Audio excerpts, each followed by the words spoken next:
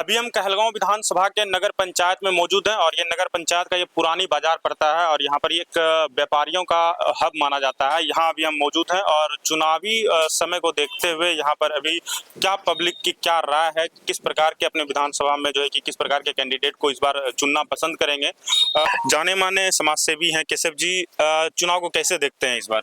चुनाव तो बड़ा दिलचस्प है इस बार। तो कहलगांव में जो है कि महागठबंधन हो चाहे एनडीए हो, तमाम यहाँ पर जो है कि प्रत्याशी अपने अपने चुनावी क्षेत्र में हैं और जोर शोर से लगे हुए हैं। एनडीए या महागठबंधन? देखिए, व्यक्तिगत तौर पे मेरे बड़े भाई हों, मेरे अभिभावक हों, मेरे मित्र बंधु हों या सामाजिक लोग हों या मेरे पड़ोसी हों, सभी लोग एनडीए के समर्थक रहे हैं। तो इस परिवेश में अगर मेरी व्यक्तिगत विचारधारा आप माने तो मैं राष्ट्रीय जनतांत्रिक गठबंधन एनडीए के साथ हूँ। लोगों को देख करके, अपने आसपास के लोग जो जिस पार्टी को समर्थन दे रहे हैं तो आप भी उसी को देख करके देंगे? समाज से बढ़ के तो कोई चीज नहीं होती है। अपना व्यक्तिगत जो विचार होता है, सभी पार्टी की जो विचारधारा होती है उसमें से जो है कि किस विचारधारा को मानते हैं? देखिए, वर्तमान दौर में तो मैं किसी विचारधारा के साथ तो नहीं हूँ, क्योंकि मैं किसी दल का तो सदस्य हूँ नहीं। एक जनसुराज भी आई है। देखिए, जनसुराज, मुझे नहीं लगता है कि बिहार में आप तमाम तरह की ढकोसलापन पेश करके अपने आप को स्थापित कर लेंगे। बिहार शुरू दिन से जातिवाद, समाजवाद का गढ़ रहा है। अगर आप सोचेंगे कि चीज़ों को विक्षिप्त विक्षिप्त करके एक आप एकजुटता दें हैं जनसुराज के प्लेटफॉर्म पे, तो मुझे नहीं लगता है।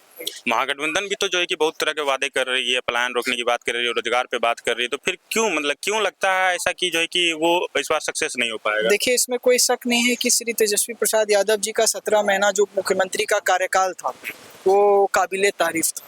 लेकिन चीज़ें क्या हैं कि आपको कोई चीज़ को दिखाने के लिए, आपको कोई चीज़ को करने के लिए एक वक्त लगता है। हो सकता है कि तेजस्वी जी के अनुरूप 17 महीना में उन्होंने अपना कार्य जो किया वो सच में काबिले तारीफ है, इसकी तो प्रशंसा मैं भी करता हूँ। लेकिन अगर किसी भी नेता को विकास करना है या विकास का मापदंड तय करना है तो उसको एक वक्त चाहिए।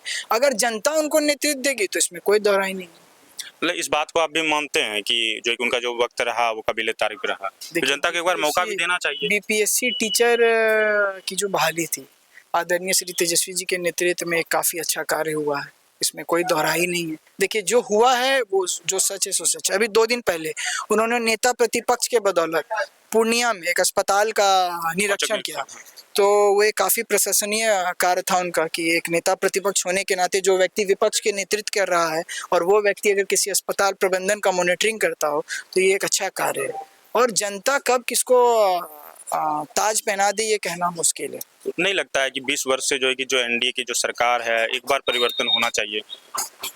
परिवर्तन तो संसार का नियम है, परिवर्तन तो जनता के हाथ में है। जनता अगर परिवर्तन कर देगी तो उसका स्वागत रहेगा। चाचा, क्या नाम हुआ? श्रवण कुमार चौधरी। विधानसभा चुनाव नजदीक है, क्या बदलाव होना चाहिए या ठीक है?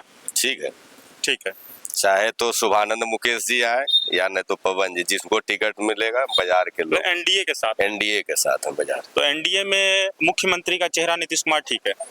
मुख्यमंत्री में बदलाव होना चाहिए। मुख्यमंत्री के चेहरा में बदलाव होना चाहिए और यहाँ से जो भी हो एनडीए के साथ हैं आप लोग? व्यवसाय इसलिए एनडीए को समर्थन करती है कि इसके पहले कृषि उत्पादन बाजार समिति एक टैक्स लगता था, पूरे बिहेड लिया जाता, तो जितने बार वो सामान उठा उतना बार टैक्स लिया जाता था। तो 2005 में जब क्या कहता है उप मुख्यमंत्री 2005 या 6 में जब सुशील कुमार मोदी जी बन के आए उप मुख्यमंत्री, तो हमने इस प्रस्ताव को जगन्नाथ स्वामी धर्मशाला में रखा। तो कि क्या कहता है इस तरीके से, मतलब क्या एक तरह का वो रंगदारी टैक्स था, वो बाजार समिति टैक्स नहीं। कृषि उत्पादन बाजार समिति का मतलब था जो कृषि से उत्पादित चीज था उसी पर टैक्स लेना। लेकिन जितना भी गाड़ी आता था, ट्रक छड़ का आ रहा है उस पर टैक्स, सीमेंट आ रहा है उस पर भी टैक्स। तो ये सब चीजों को जब हमने सुशील कुमार मोदी जी के पास रखा तो उन्होंने बोला कि आप लिखित में दीजिए। हमने उनको पूरा लिखित में दिया और 72 घंटा के अंदर में यहाँ से गए और 72 घंटा के अंदर में उस टैक्स को खत्म कर दिया गया। जब उस टैक्स को खत्म कर दिया तो पूरे जितने भी विपक्षी पार्टी थे उन्होंने पूरा विरोध इसका किया।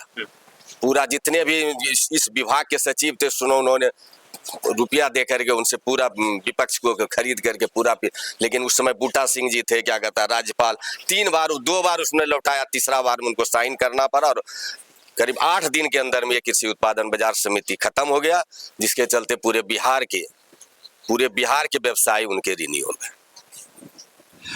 क्या एनडीए में बीजेपी या जदयू क्या सीट होना चाहिए? कोई भी आए एनडीए आवे, एनडीए में कोई भी सीट है हम उनके समर्थन में। मतलब महागठबंधन नहीं चलेगा? नहीं, महागठबंधन किसी भी कीमत पे नहीं चलेगा। महागठबंधन नहीं चलेगा? नहीं चलेगा। एनडीए में बीजेपी या जदयू? बीजेपी। तो इसका मतलब है कि वर्तमान से खुश हैं? खुश हैं। क्या एनडीए के साथ हैं या महागठबंधन के साथ? एनडीए के साथ है। ऐसा क्यों कि व्यापारी लोग जितने भी हैं, व्यापारी वर्ग के जो लोग होते हैं वो एनडीए के साथ ही जाना पसंद करते हैं?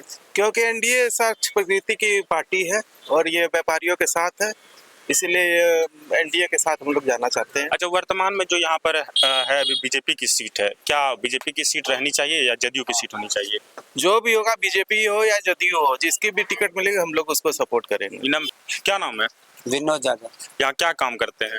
ठेला वाला काम करते हैं। तो इस बार जो है कि तब किसको मुख्यमंत्री, नीतीश कुमार ठीक है मुख्यमंत्री की, अब की बार चेंज कर? अरे सब ठीक है, अपना अपना काम सब करता है, क्या कौन गरीब को देखने वाला सुनने वाला है। अब देख लीजिए को अथी वहाँ हम लोग को ठेला में इतना दिक्कत होता है उल्टा पुल में कि आदमी मर जाएगा, लेकिन कोई देखने वाला माने। रोड बन खड्डा उदा करके छोड़ दिया है, 2 महीना से ऊपर हो गया।